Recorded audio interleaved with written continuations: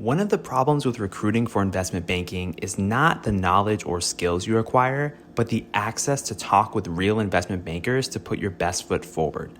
Our sponsor, WSO Academy, can provide those connections with 60 head mentors who are finance professionals at top firms like Goldman, Centerview, and JP Morgan. Imagine being able to get on the phone within 24 hours with one of the Academy's 1,300 mentors right before a critical interview. Get on the waitlist for WSO Academy today by clicking the link in the show notes or by visiting wallstreetoasis.com/academy.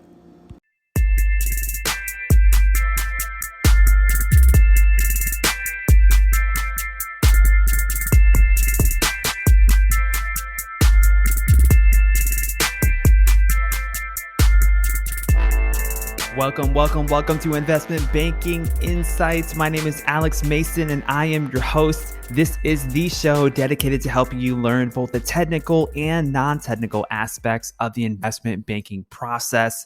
We're grinding, we're learning all these things for our interviews and ultimately our future professions potentially. So that's what we're doing here on this show. That's why I'm here.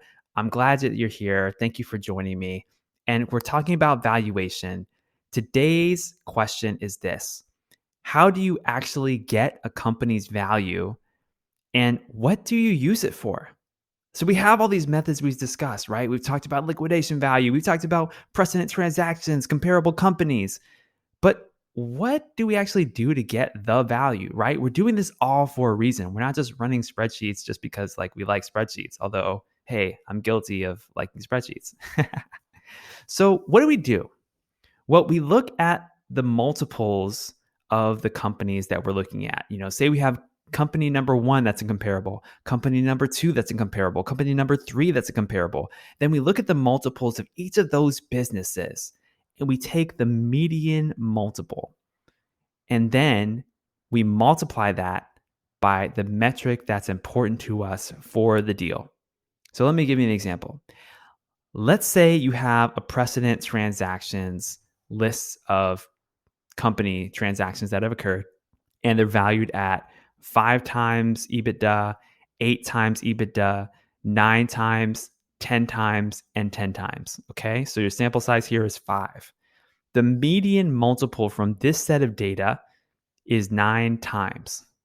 So if your company's EBITDA, let's say, is $100 million, then you would say that the value of the company based on your precedent transactions analysis is around $900 million, which is 100 million times 9.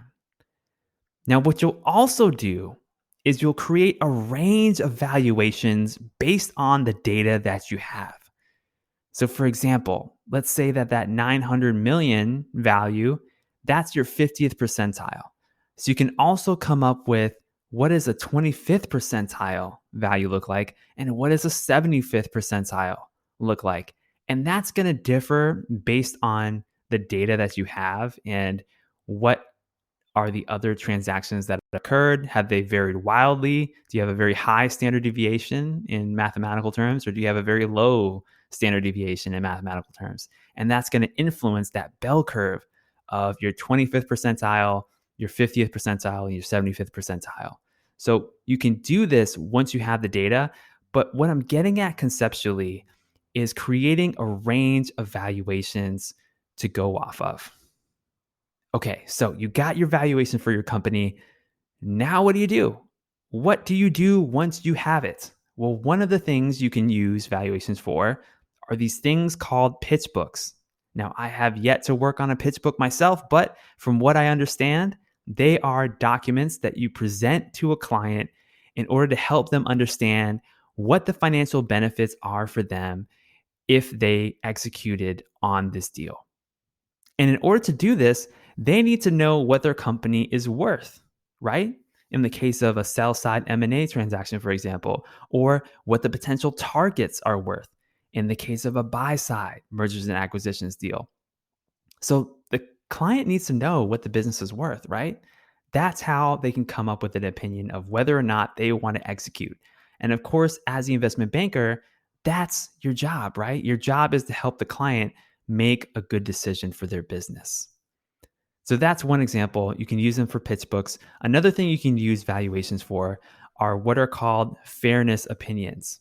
Now, as I understand it, just from doing research, I don't have any firsthand experience on this yet, but from what I understand, fairness opinions are created right before a deal closes, and they're documents that provide an analysis to the client that demonstrate that the deal is fair to both parties.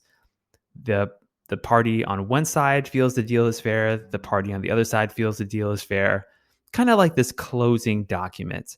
And so the valuation can be put in this document as a point of reference to say, look, these parties are agreeing that this company is worth X, and such is agreeing to pay X, and here's the way they're going to pay for it, etc. And it's based on these comparables or whatever valuation method is used. And then also generally, valuations are useful for DCF analysis, leverage buyout analysis, other finance related activities. We must remember that valuations are a core part of finance. It drives so many things to determine what an asset is worth. If you say one company is worth a certain number, and if you say another company is worth another number, it's going to have a powerful effect on the buying and selling of activity of companies at a micro level and a macro level if you scale this up. So valuations are super important, and that's why we want to understand and remind ourselves why we're doing this. It's because we want to help our clients make the best decisions possible and to ultimately win business and help our clients achieve their business objectives. So that's what we're doing here. All right. That's what I got for you today here on Investment Banking Insights. Next time, we're going to be talking about comparable companies and differences in valuation between them. But until then, this has been Alex Mason. I'll see you next time.